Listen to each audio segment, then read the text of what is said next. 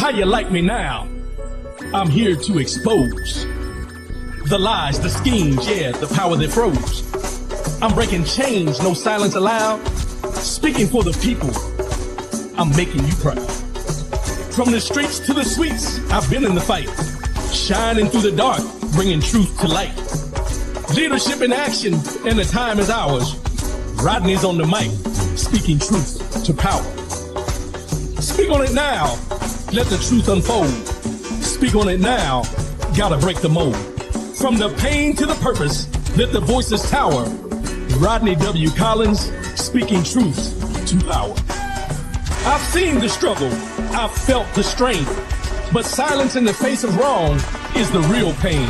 It's more than a fight, it's the courage to stand and build a better world with this strength of our hands. Leaders and liars, we're calling them out. For the ones without a voice, we're ending the doubt. Every word I speak, every action I take, it's about the truth and justice, no room for fake. Speak on it now, let your voice ignite. Speak on it now, stand up, take flight. From the ground to the towers, let the movement flower. Rodney W. Collins, speaking truth to power. Stand tall, speak loud, let the world take note. Power to the people, every word I quote. This is your moment, the time is here. Rodney's on the mic, making change crystal clear. Speak on it now, time to break the chains. Speak on it now, let the truth remain. From the silence to the spotlight, let the voices shower. Rodney W. Collins is speaking truth to power.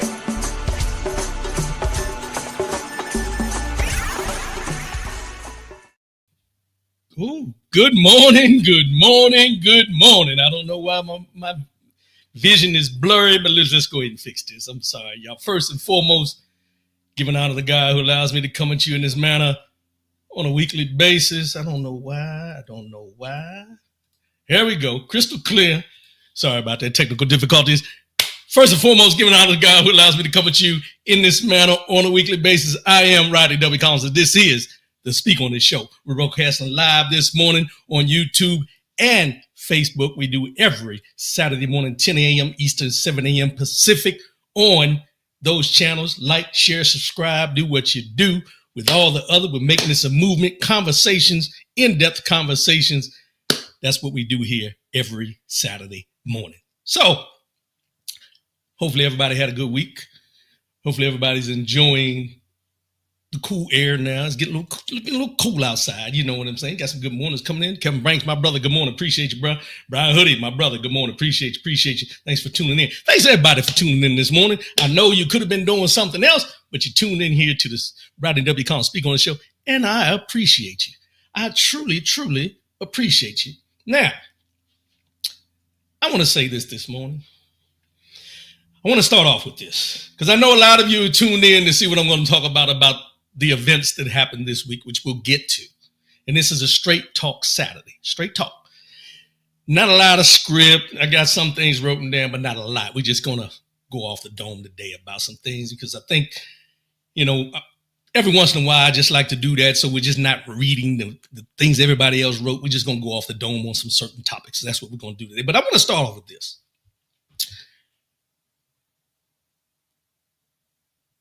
The anniversary, or however you want it, the recognition of September 11th was just 3 days ago, 2 days ago.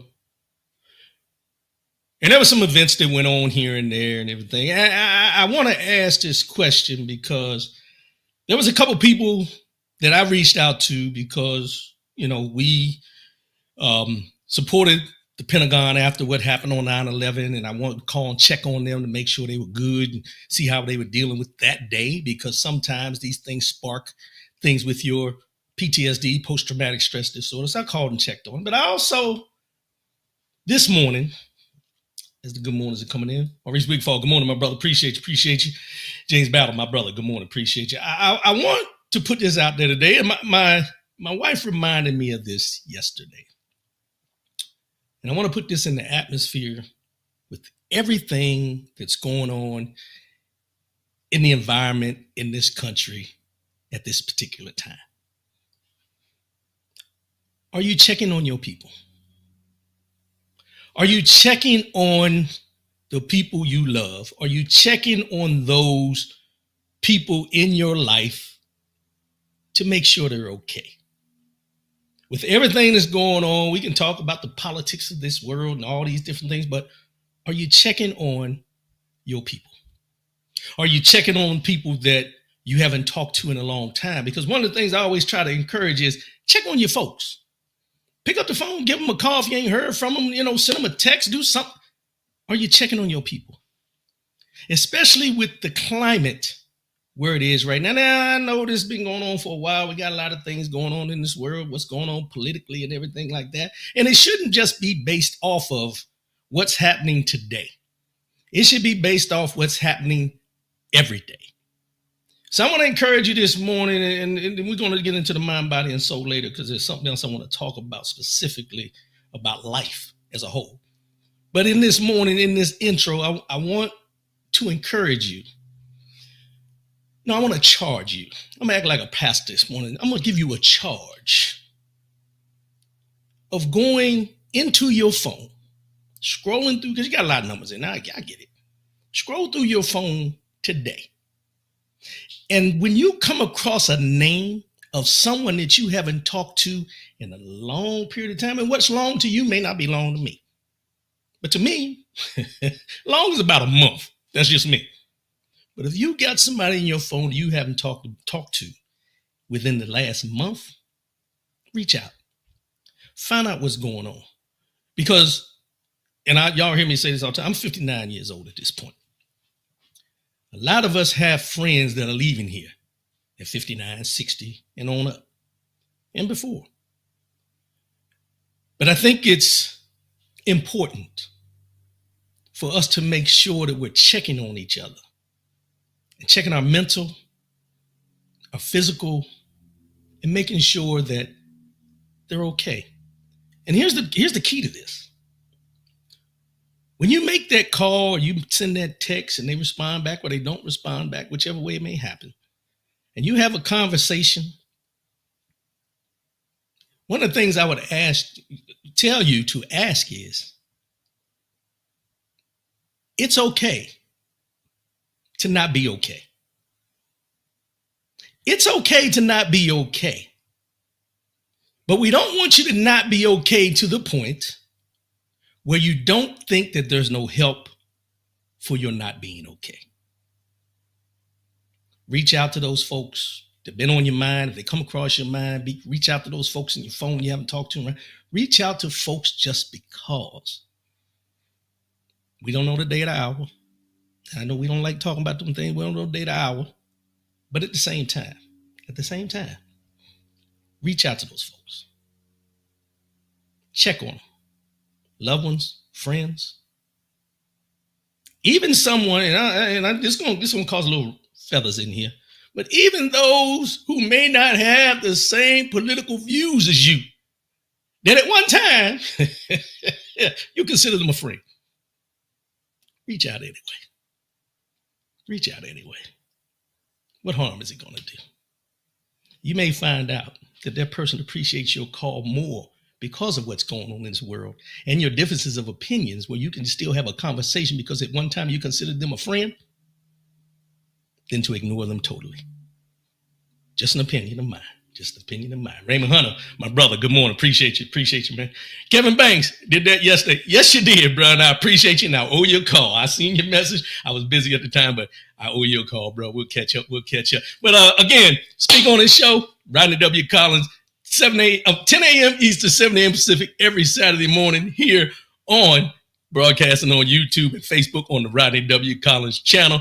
And we're going to go ahead and get into this, man, because as I say, it's unscripted today. I got some things wrote down, but I'm going off the things we know to be true about what's going on, because the climate has been different, but right now, the climate is a whole lot different because of the things that's gone on this week. But I want to start off with a couple of things that's in the news, and then we're going to jump into those conversations. Kimberly Marshall agreed, cousin. Hey, good morning, cousin. Appreciate you tuning in. Thank you. Thank you. Thank you for tuning in. All right. So without further ado, let's get into this news real quick. Let's go.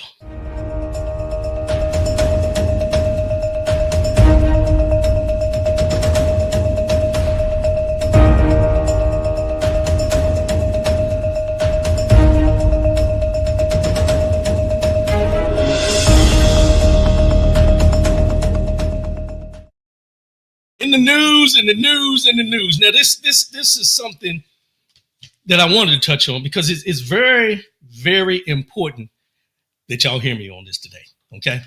Because there's a lot of people in this country who've seen this week and said, it ain't affecting me. I'm not worried about it. Well, don't think that it doesn't affect you so soon. The Supreme Court just gave the okay to racial profiling.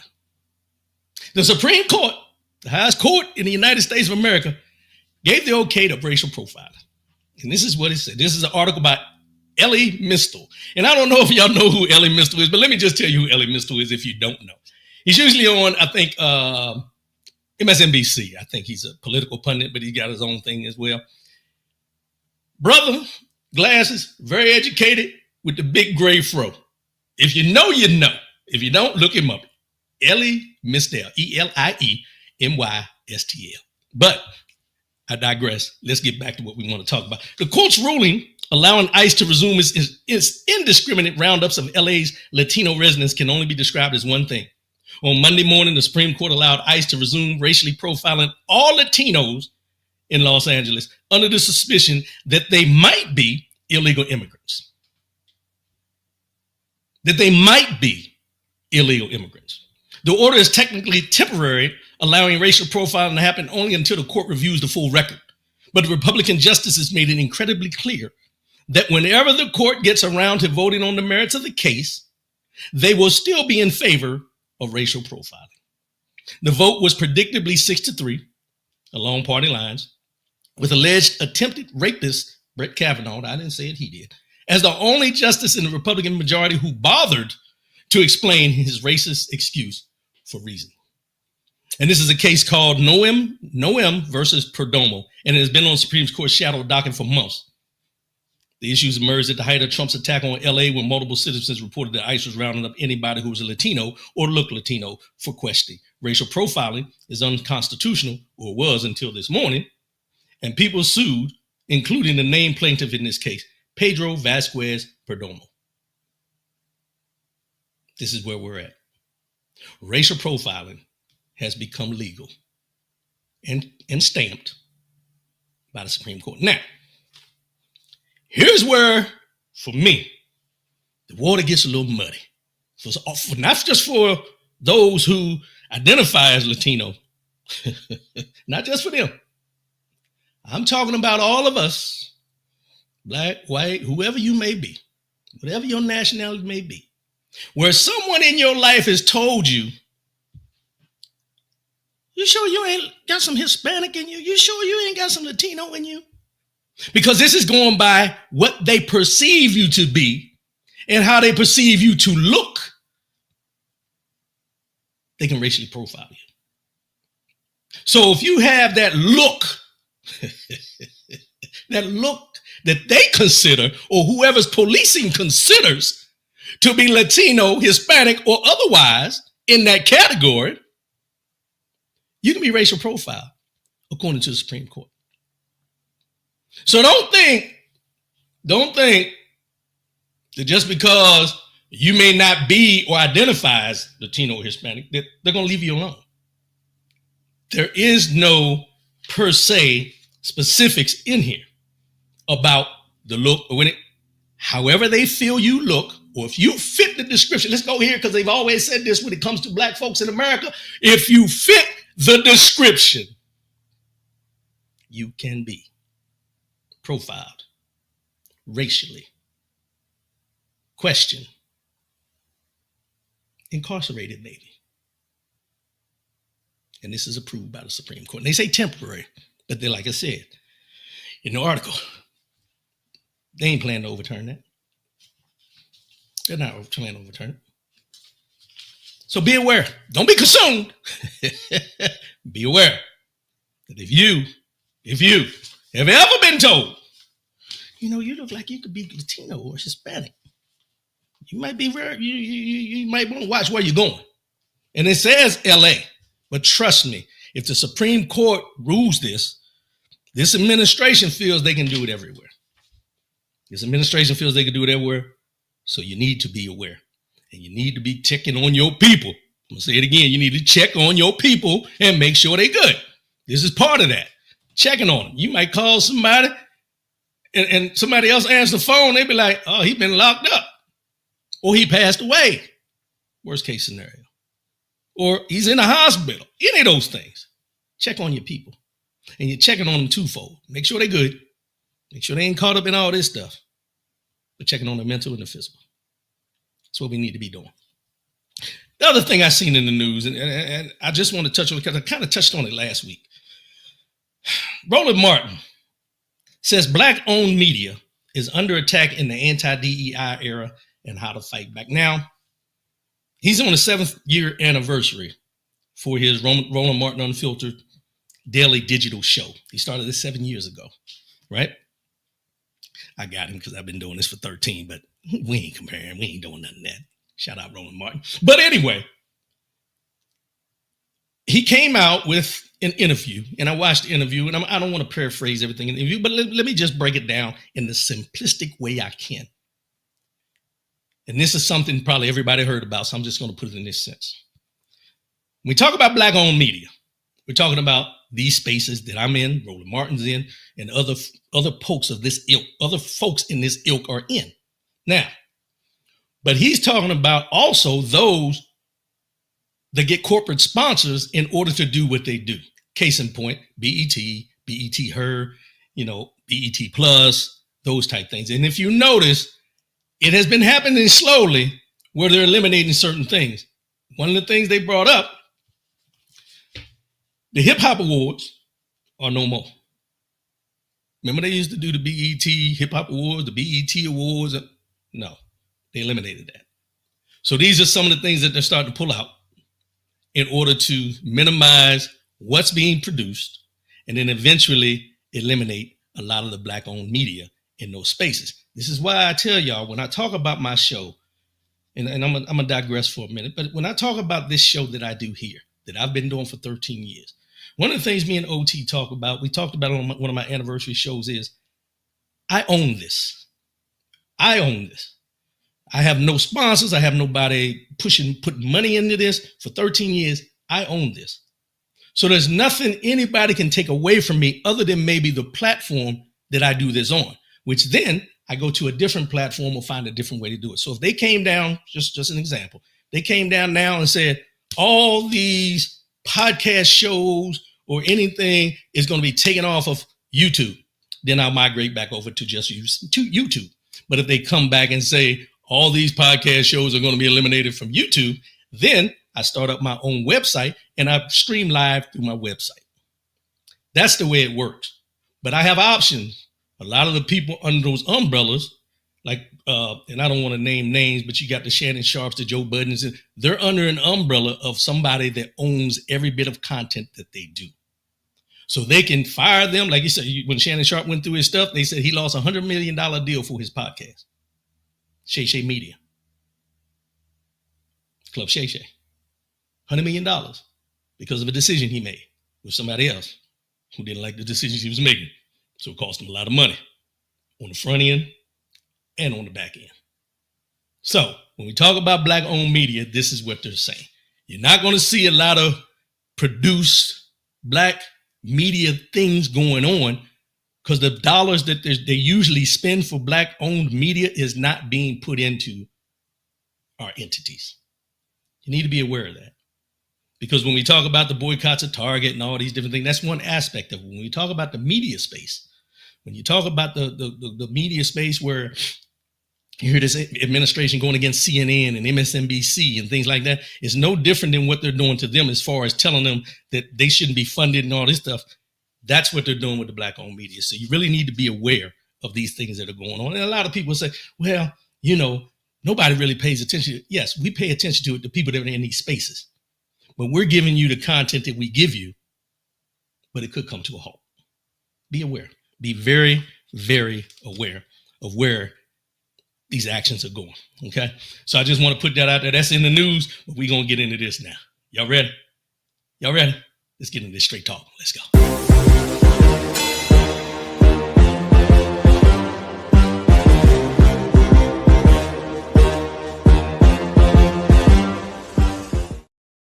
Straight talk, straight talk, straight talk. Now, I know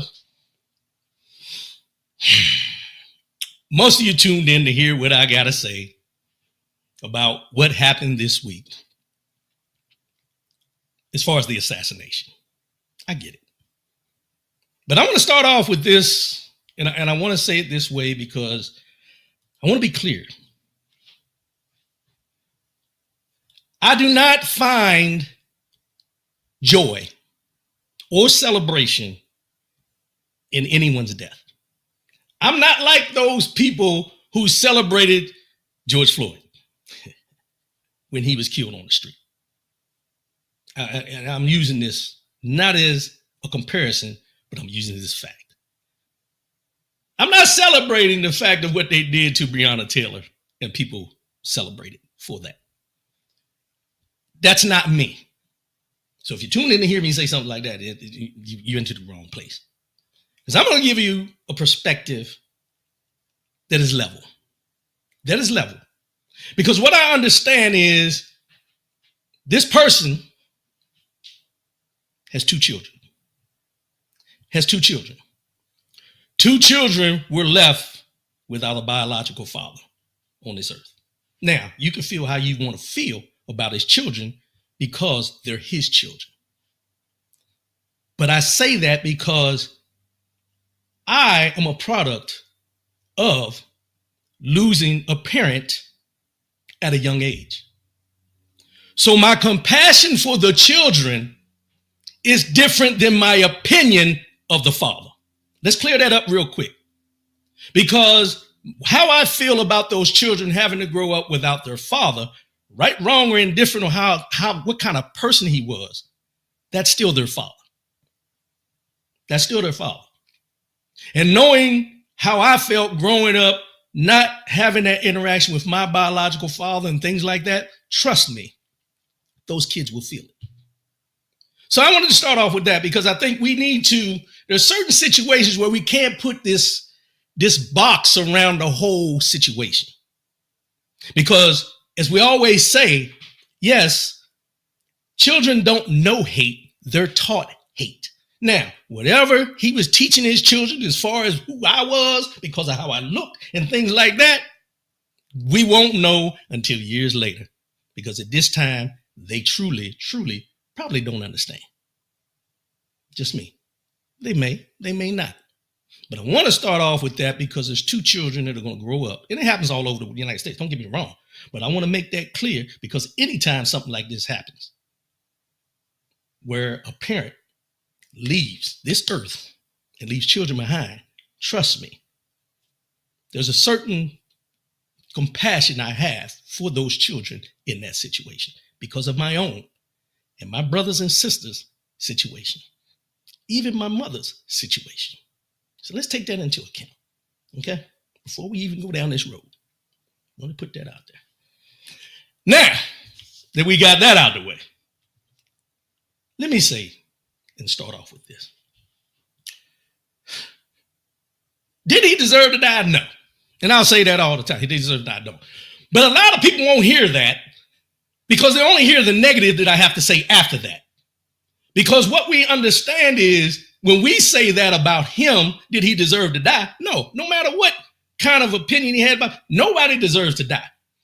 But the other side, other people that don't look like me, didn't have this same opinion about George Floyd. Did he deserve to die? They said yes, because of his past record.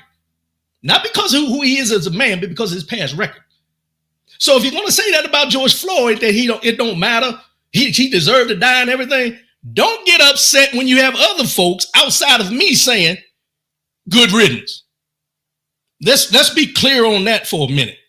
When people say good riddance, that's their choice to say, because you wasn't hesitant to say anything different when it came to George Floyd, Sandra Bland, because their main thing was if he would have only complied. We talked about this last week. Now, some of the things this person said: blacks were better off in slavery. Black women do not have brain processing power. If I see a black pilot, my first thought is he or she qualified? These are things that have upset people of color, which it should. But not to the point of death. As I say on this show many times, we have lost the sight of being able to agree to disagree in a lot of cases. That's his opinion. Is it a racist opinion? In our eyes, yes, it is. But in the people that love him and support him, no, it's not. So I will say this to you. For those of you who have friends that have posted on Facebook and all these different things and saying how, he didn't deserve this and he was this type of person and he was that type of person. There comes a time where you have to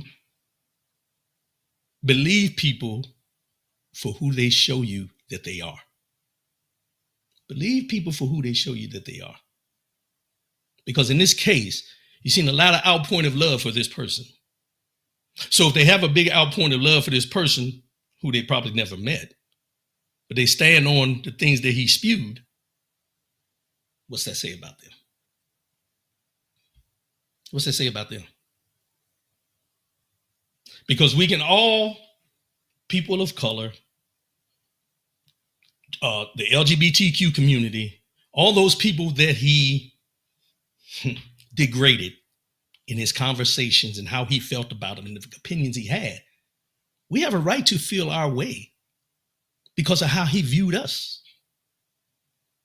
But this climate after this happened tells us we can't have our views or we shouldn't voice our opinions about how we felt about what he said about us, because now he's dead. And the part that really throws me off is the fact that you have people who support him. And I'm going to talk about those who are making threats to HBCUs in spite of the fact that, not knowing who did it at the time, but HBCUs, for y'all that don't know, some people don't know, historically black colleges and universities, were put in lockdown or classes dismisses because they were getting bomb threats and death threats due to the fact that this person was unalive. And the black folks in America, African-American people in America, are being held to account for something that was never factually said of who did it. But why would the first thought in these people's eyes be to go after melanin contented people after something happened to this person? Tells me, this is what it tells me. When you start threatening HBCUs and you start threatening African Americans and blacks in this country, it tells me that you knew the whole time that what he was saying, you agreed with. It tells me that you agreed with it and you felt that you need to carry the torch now because he's gone and he can't say it anymore. So you want to go out and start attacking people that had nothing to do with his death. Why? Because in those same conversations about him, they said he was not spewing hate. He was not spewing anger. He was just voicing his opinion. He was just voicing his opinion. No matter who it hurt, no matter who it bothered, no matter what stereotypes he was using, he was voicing his opinion. But then in the same breath, you want to go after people who he was voicing his opinion about, who have an opinion about him after what happened. Make it make sense. Make it make sense. But then when we start talking about the things and the injustices that have been done to us in this country, when we talk about the systems and all these different things that go on, this is a prime example of what we mean. You can have opinions about me, and I'm not supposed to say anything. But then when I do say anything, it doesn't go to the fact of you voicing your opinion again. It goes to threats against me because of my opinion. I'm not supposed to have an opinion because you think you're more superior than me as a human being. And when I voice my opinion about you or something that happens to you, now you want to threaten violence against me. And never once in my opinions or the people that look like me, my opinions, have we ever threatened violence against you.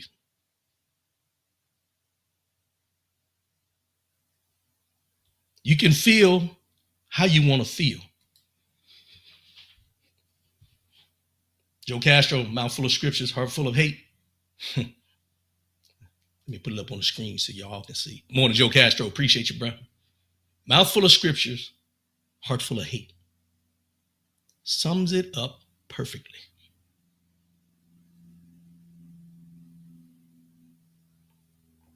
So when we have these conversations and we have these events happen, don't expect people that have been vilified by the victim of a tragic event to not speak their opinions on the person who had opinions about them. See how that works?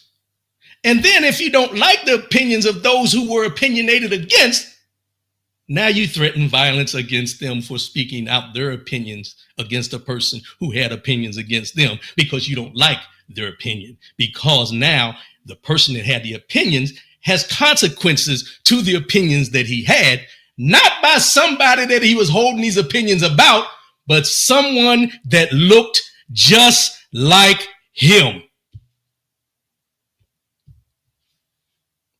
Y'all don't hear me. Someone that looked just like him. Nobody attending HBCUs. Nobody in Washington, D.C. Nobody in where they want to send the National Guard into Chicago. Nobody in Memphis. Nobody from predominantly black areas that you say are crime-ridden. Nobody from those areas are the ones that did this at that time. But you want to come after us because of what happened to him, because we have an opinion about him.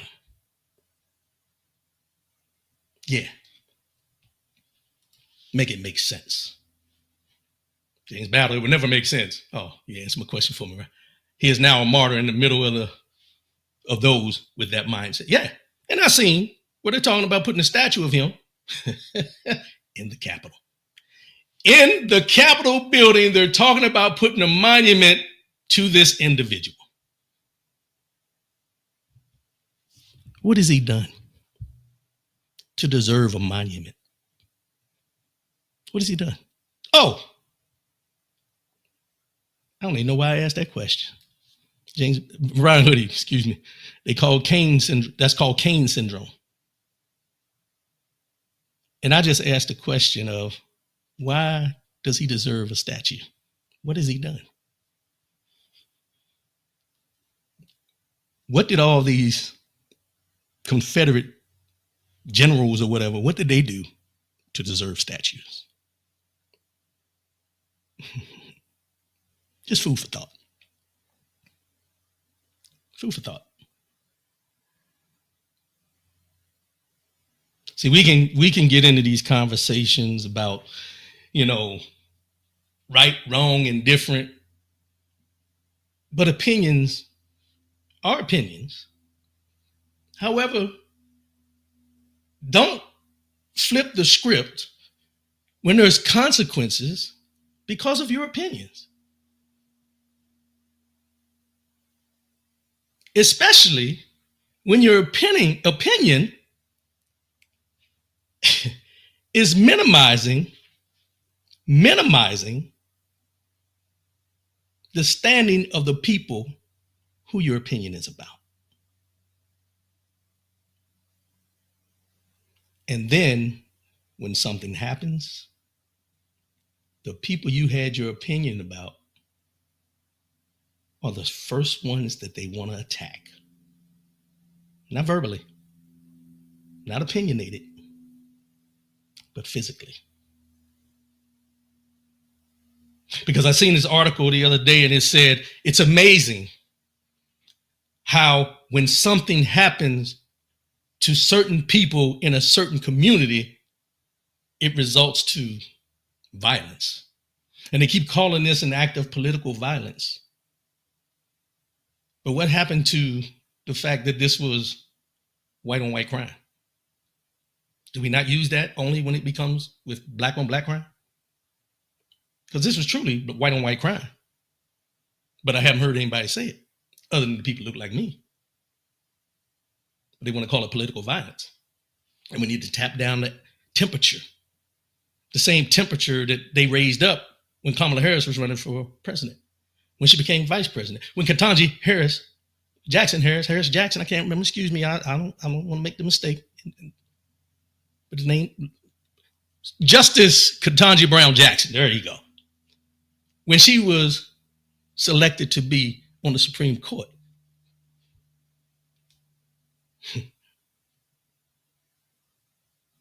did she deserve all those things that were said about her?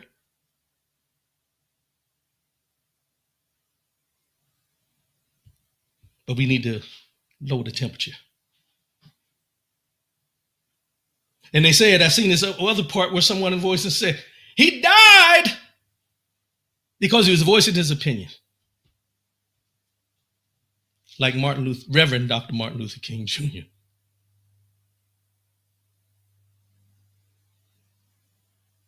How did they even come up with that comparison? When Reverend Dr. Martin Luther King Jr. voiced his opinion about the injustices being done.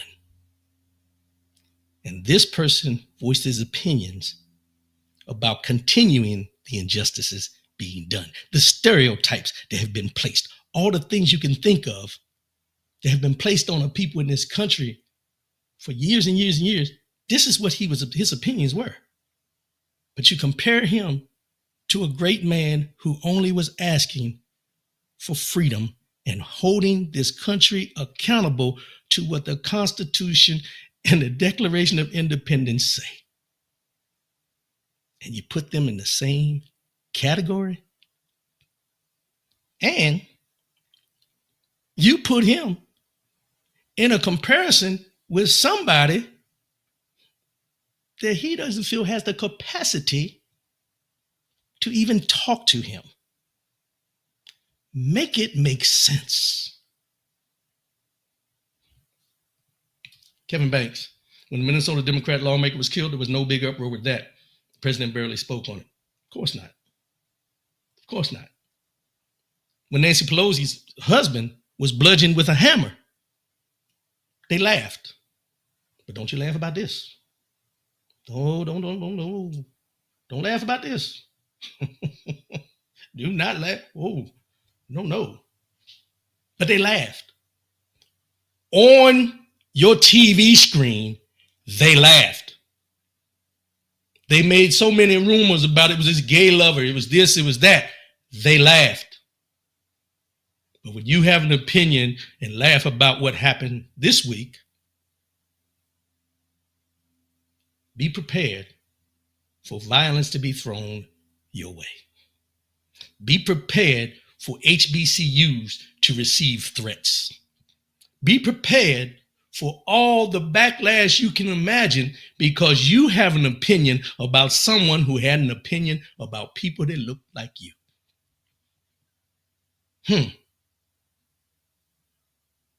And then I seen a person sitting in the Oval Office in the interview, I think it was yesterday. He was asked a simple question. As the person who is identified as the president of the United States of America was asked this one question, which you would think in that position, anyone else in that position other than this person, it would be a simple question to answer. But when he was asked the question, this is what he said. He was asked, how do we fix this country? Seems simple, right? Come together. Let's work with each other. Let's get all the hate. I can come up with something off the top of my head that I know is true that we need to do to try to fix the country. Not him. No how, no way. Because he got to still contribute to his base. He's got to placate to his base. He says, how do we fix this country in the context of rising political extremism and division? His response was, I'll tell you something that's going to get me in trouble, but I couldn't care less. I'm going to say something that could probably get me in trouble, but I couldn't care less about what we can do to fix the country. The person that a lot of you out there that may be listening in the cheap seats decided that he was the person that you wanted to represent as the president of this United States. Ask a simple question of how we can fix this country, and he says, I couldn't care less. Now, on one hand, I appreciate his honesty because we know who he is.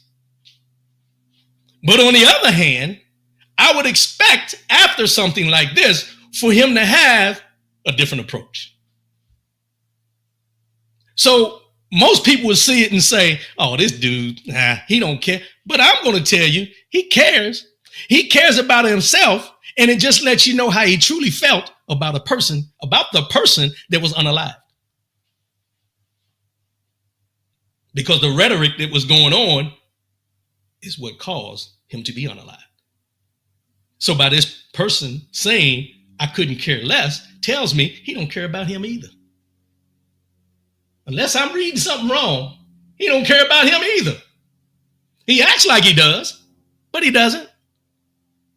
It's all a facade. And if this doesn't wake you up, those who support him, you're sleepwalking. You're sleepwalking. He followed with the commentary blaming radicals on the left, as usual, for various societal issues, including crime, open borders, and transgender rights. He also claimed, we don't want people coming in. We don't want you burning our shopping centers, shooting our people in the street. Hold up. Wait a minute. Also this week, we had a school shooting in Colorado. Who did that? Wasn't nobody from outside the borders. Wasn't nobody from the inner city. But we, as he said, these are his words, we don't want people coming in. We don't want you burning our shopping centers, shooting our people in the street.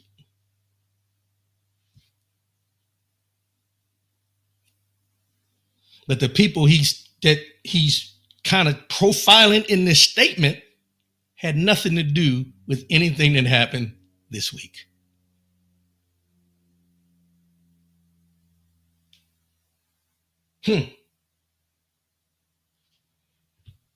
But our opinions about what's going on and what happened, we can be held account to. I've seen people where people have losing jobs because of their opinions or what they're posting, and all these people are saying. I was listening to one of the talk shows I was listening to on the way home the other day, and they said, be careful what you're posting. Be careful. We're not going to have that on our airwaves as far as degrading this, because, we still this, trying to protect their interests, which I understand, but it's my airwaves. And at the end of the day, after hearing that, I paused because I said, should I even have this conversation? I did. I wasn't going to talk about this today. I wasn't going to talk about it. Because the first thing I thought about was those conversations of retribution. Who's going to come after me if I say something they don't agree with? Am I going to be profiled because they track me down and all? Let me tell you something about me. I have these thoughts. As I told y'all last week, I talk to myself a lot. But I talk to myself and I ask myself, self, if you turn on that that camera and that microphone tomorrow morning and you don't talk about this from your view, why are you doing what you're doing? What are you scared of? Why shouldn't you be able to talk about it without retribution? Because all you're doing is voicing, wait for it, your opinion.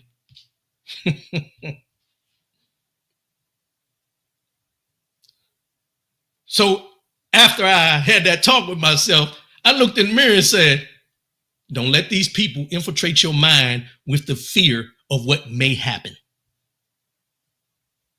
God's in control. And I'm not going to bow down to what may happen because of what I may say, because somebody may not agree with it. But at the same time, I'd make it a point not to say things that can go and have somebody truly look at me in the fact of I'm attacking them. I'm attacking the systems that work this way in this country. And I'm speaking for the people that are affected by these systems. Truth hurts. And speaking truth to power causes uncomfortability with some folks. It is what it is. But I'll be damned. I'll be damned if I'm going to shut up just because you feel that I shouldn't have an opinion, because you said he died because he had an opinion. James Battle, several people were kicked out of the military for their comments. So let me get this right. Not comparisons, just facts. When we marched because of George Floyd, when we protested because of Breonna Taylor, everything we've done, Black Lives Matter, all those protests and everything like that, people could have their opinions, make their comments, go online, put their posts and everything. No consequences. None. You never heard about anybody kicked out of the military because they didn't agree with Black Lives Matter when it was going on. But in this climate, at this time, people getting kicked out of the military because they have comments about a person that probably had an opinion about them. That's how this happens. That's how. Then you have a post that I seen with all this going on. These are all the different tentacles. I like to say it's like an octopus, all these different tentacles going on, where you got neo-Nazi and white supremacist groups out in the streets talking about white men fight back. White men fight back. That's what they were out yelling. I don't make this up. You can pull it up. White men fight back. They're telling white men to fight back. Fight back against what? Your own? Because nobody that I know of color did this. It was one of your own. And when I say one of your own, I'm talking about a young white male who predominantly does these school shootings. Those guys. But white men fight back. Fight back. Whoo. Show us the clip. Don't tell me to look it up. Well, you know, if you got time. If you got time. You're a troll. Ain't no pressure. See, this is what I'm talking about. I can have an opinion, but if I don't show the clip, I'm wrong. Let's all look at him. Let's give him a little light today. JJ646FR77. Go to his YouTube page, y'all. Let's give him what he wants. Give him some views. Let's see who he really is.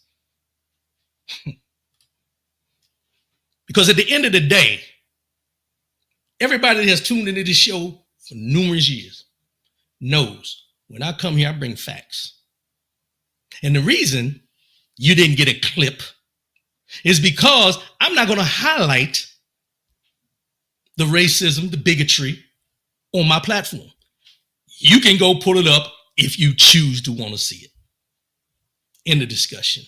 Not even going to worry about you no more.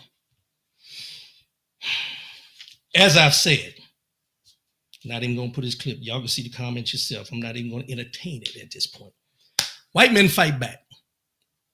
But there was no mention of white on white crime, as I mentioned before. And then I want to digress a minute. And there was another article I seen that says, why Black America could take the heat over this person's assassination and over the Ukrainian woman being stabbed on the metro train. Now I seen the video. I seen the video where this Ukrainian woman was on the metro, MARTA, down wherever she was at, and she got killed. And there's an uproar about that. This guy did it. You know, these are crimes that happen. But in this climate, everything is the black and white crime. They want to hold us accountable for what someone else did that looks like us. But when something like this happens to someone like them that does this to them, they don't want to talk about it. They don't want to talk about it. So that's where we're at with that. So it also says, and I want to highlight this one part. Honestly, Black Americans and honestly anyone else in this country should be worried for what's predicted to come. When the pandemic raged, hate crimes against Asians rose. After the bombing of Pearl Harbor, Japanese Americans were targeted and exiled. The civil rights movement saw an uptake in lynchings of Black people. Now the country is at another crossroad, as one man's murder turns all the eyes back to Black Americans. This is where we're at. Don't be consumed, but be aware. And he had, I'm not going to say his name, but this is what he said, a name synonymous, the person that was unalive, the name synonymous with having the courage to speak what you believe and seek / welcome conversation with those whom you disagree with. I'm not a political person, but I'm a proud American citizen. And today was startling, saddening, and maddening all at the same time. I've realized that I'm a bit naive to how crazy it all has become, but watching a man get hunted and slayed in broad daylight because of his opinions made me disgusted and devastated. This can't be what we actually are or become as a country. I believe that the good people will always outnumber the evil people, but damn, today was an alarming day in our country's history. 2 kids lost a dad, a wife lost a husband, and societal discourse lost a voice. Societal discourse lost a voice. That's an opinion from someone who's viewed him as a person that was making change.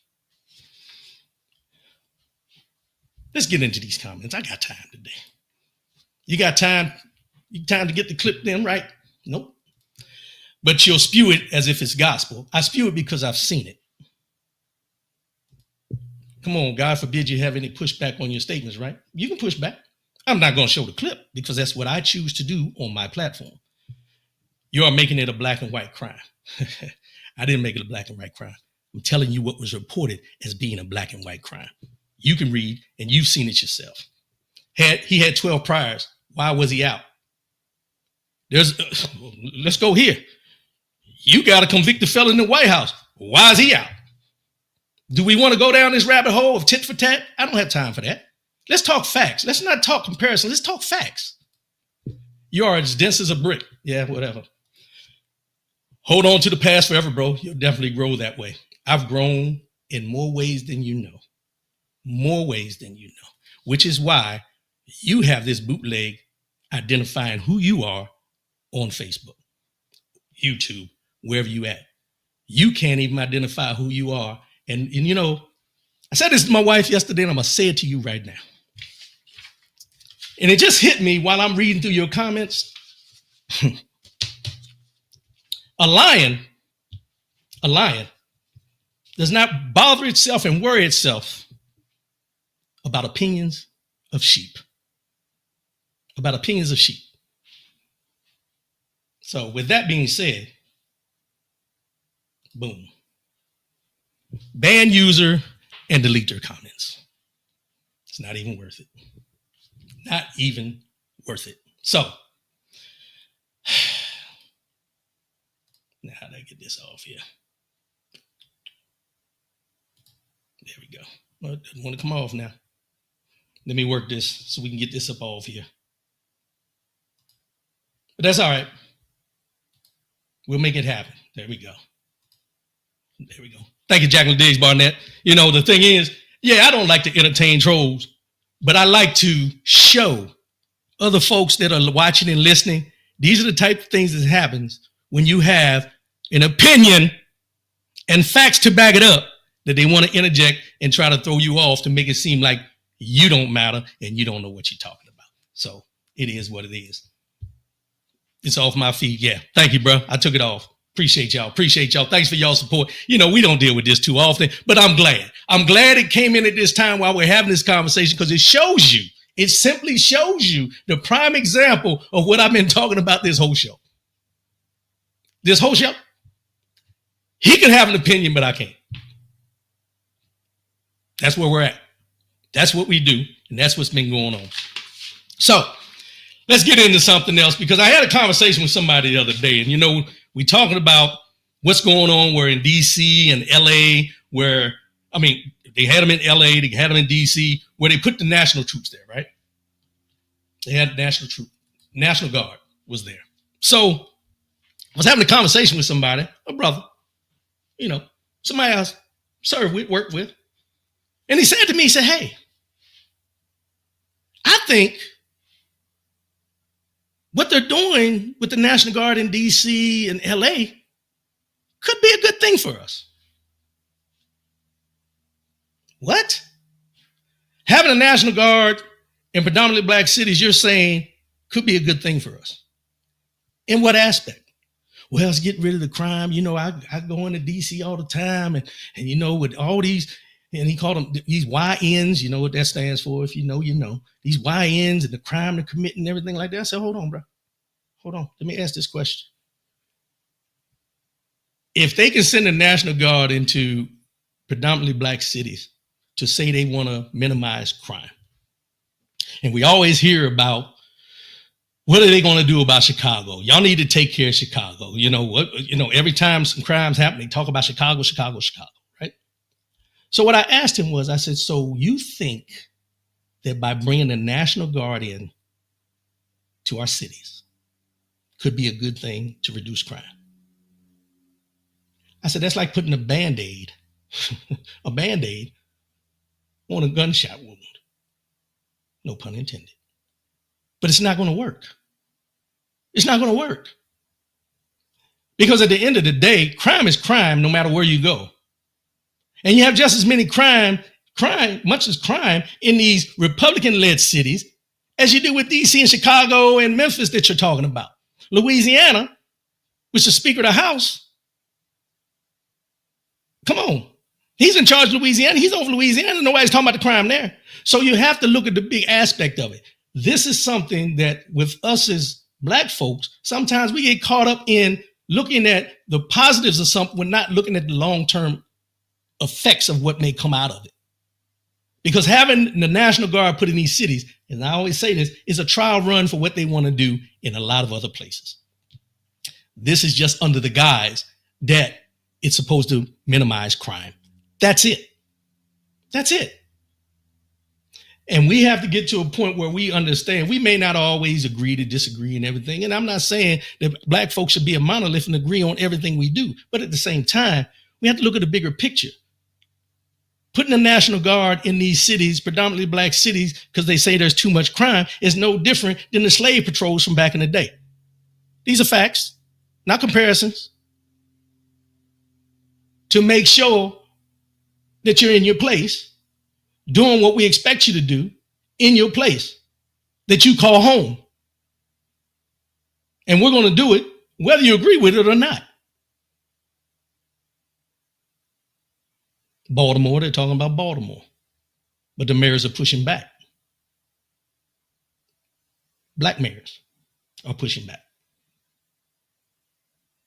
But sometimes we can be our worst enemy with our mentality of thinking like this, because if we're thinking that putting the National Guard in these predominantly black cities and put it under the guise that this is going to minimize crime, we got to do some soul searching and reevaluate some things. Because I heard Karen Hunter ask a guy who called in with the same opinion, and she told him, before you say another word, let me ask you, did you vote for this administration? He said, hell no. She said, so what are you doing?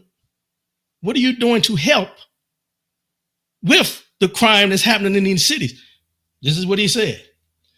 Well, I'll be trying to get down there, but I'm so busy. She stopped and says, you know what? Until you go and you're actually involved in solving the problem, watch this, don't call my show no more.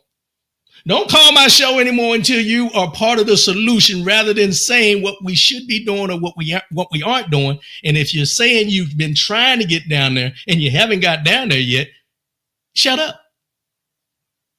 Because you're not helping the cause. You're not helping the cause. James Goodwin, he's testing the waters to initiate full martial law nationwide. Dictatorship. People need to pay attention. So I'm going to ask this question, and it's a question for all of us. And it goes in line with this here. What have we been talking about today? Is Black America too forgiving? Are we too forgiving? Not just in personal relationships, but in how we respond to systems, institutions, and public figures who've harmed us, erased us, or commodified our culture while denying our humanity. Are we too forgiving? Here's the pattern of forgiveness. Here's the cycle we know too well. A celebrity makes a racist comment. We let them go. A corporation profits off Black trauma. A politician votes against our interests. Then comes the apology tour, a PR crafted statement, a listening and learning phase, a vague promise of change, and then nothing. No follow through, no action, nothing. No structural shifts, just vibes and a new marketing campaign. So why do we forgive so quickly? Is it grace, survival, or exhaustion? Which one? Is it an expectation for us to be forgiving? Because I think there's a lot of things we can hold on to, and I think that's where we find ourselves being as strong as we are. Because when I talk about are we too forgiving, it's not that I don't think we're too forgiving. I think we've learned and we understand. If we don't forgive to a certain extent, I'm not saying fully, but if we don't forgive to a certain extent, that anger can just fester and start eating us from the inside out. And one thing we know, and I think this happened in a majority of our families, is that we were always taught not to hate. Don't hate. You know, that's why it kind of threw me off when I used to hear people say, "Oh, he hating." You know, that little phrase, and I was like, I don't like that. Because I know in my household, we were told, you don't say hate about anything, and you don't hate anything. You may dislike it, strongly dislike, but you don't hate. So I think our forgiveness comes so quickly because we don't want to fester that hate. There's a whole lot of things that have happened to us in our experiences as individuals as well as a community that we could hate about this country. But in the big aspect of things, when we speak out about these things, it's not that we hate the country as a whole. We hate the things that happen in this country due to the systems that are exposed and used to vilify us in certain ways. So when we bring up and we talk about are we too forgiving, it's not that we're too forgiving. We look at it sometimes, rather than it being forgiveness, we recognize it as being the status quo. We recognize it as being, this is not going to change until when? And we always want to be a part of the change, but then we get held up by making the change because we got someone that will call in and say, well, I tried to get down there to help out because we're all too busy to make the change.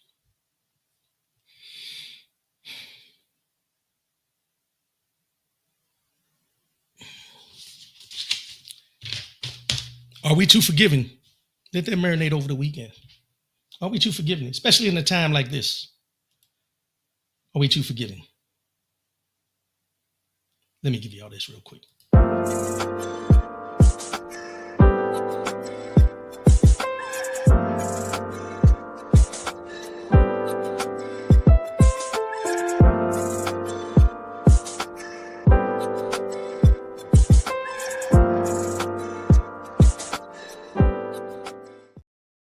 Mind, body, and soul, mind, body, and soul. It's the year 2025. And this year, our main purpose is 3 P's: purpose, power, and possibility. With purpose, I align my actions with power. I claim my strength. And with possibility, I embrace the endless opportunities life has to offer. So in the mind, body, and soul today, I wanted to talk about this. So last night, I went to see Raphael Sadiq from Tony. Raphael Sadiq's No Bandwidth Tour. No Bandwidth Tour, which means no band with him doing his tour. One man, one stage, his instruments, his story. And I want to bring this up to you today because you've heard me talk about this many times on this show about your journey. Where you been, where you going. Where you been, where you at, and where you going. And last night, sitting there listening to his story and the journey and all the losses along the way and all the different obstacles he fought through in order to maintain and to become who he is, that we know he is, and what he's continuing to do, made me think of you. And it made me think of you in the matter of, what's your story? Are you telling your story? Are you writing down your story, your journey? Because see, it opened my eyes to the point of we really don't know, or nobody really knows you until you choose to open up to them. And I'll ask it in this manner. Do your kids know you? Does your spouse know you? And when I say do they know you, I'm talking about do your kids know that you? Does your spouse know that you? And I'm not saying this to the point of where you have to expose everything you've ever done wrong in your life or what, no.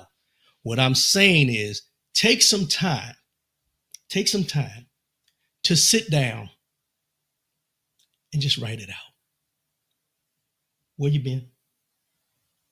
All the things you've been through, the good, the bad, and the ugly. Where you're at, where your mindset is, what you're trying to accomplish, how you're living, and then where you're going. Where do you see your future? What do you want your legacy to be when it's all said and done? Because I bring this up because we have too many people in our lives that leave here. And I joke about this, but it's not a joking matter, but it's real. We really don't know someone until it's time to read the obituary. And then the obituary or whoever's presenting the eulogy, you really don't know who that person is, because most of the time, and I don't want to sound bad when I say this, but most of the time, the obituary is only going to have so many words because you pay per word that's on the obituary to be posted. Nothing against anybody. If you don't have the finance, you don't have the finance. I'm saying that to make a point. Do you truly want people to know who you are?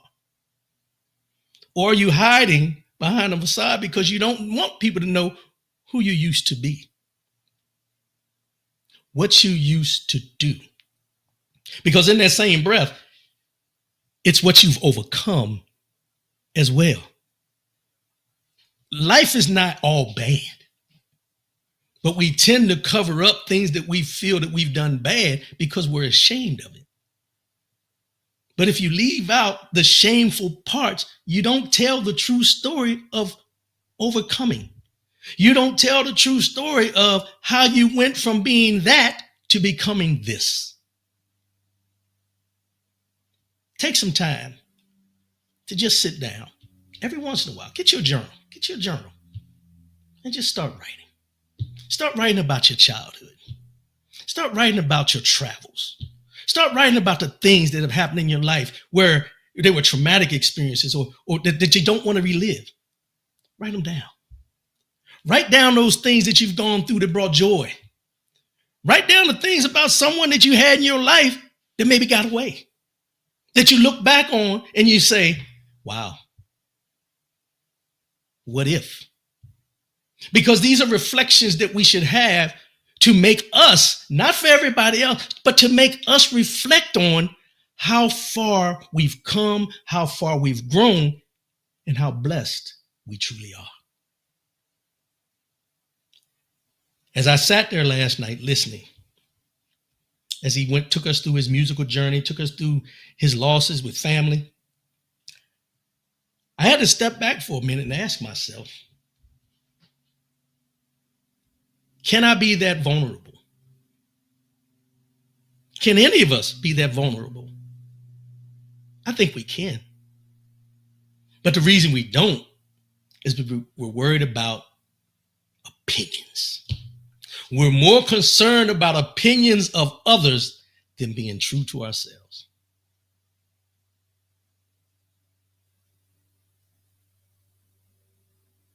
That's where it sits.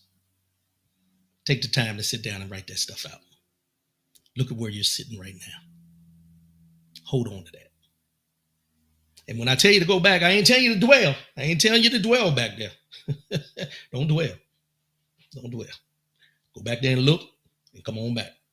Go back and look, come on back. Because if you dwell there in that past, the idle mind is the devil's playground. Grab what you need, come on back here. Go back, grab a little bit more, come on back here. And don't hold yourself accountable for the mistakes you've made in your life. Don't continue to hold yourself accountable for things that you did in your life that may have affected others. Forgive yourself for the hurt that you may have done to others in order to continue moving on. And I'm going to leave it at that today. I appreciate everybody tuning in. I'll be back again next week. Appreciate y'all. Next week, I'm concentrating. I'm dropping everything. I'm dropping all this political, all this stuff. We're going to talk about the 13 years of being on this network. Doing what I'm doing. We're going to talk about this in its entirety. 13 years, baby. 13 years of doing this. And I will honestly tell you, before I get off here, in 13 years, today was only the third time in those 13 years that I've ever had to react to a troll. 13 years. 13 years. And what that tells me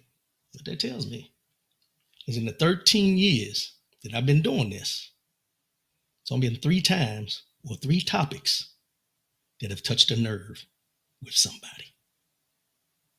Let that marinate. Not because of my opinion per se, but because of my opinion about what it is and who that opinion is coming from about my opinion. And I don't expect everybody to agree with me all the time. Wouldn't expect that. But there's a certain line. Maurice Wigfall. Great session today and definitely glad to reconnect, bro. Re of the platform. Appreciate you, Wig. Appreciate you, bro.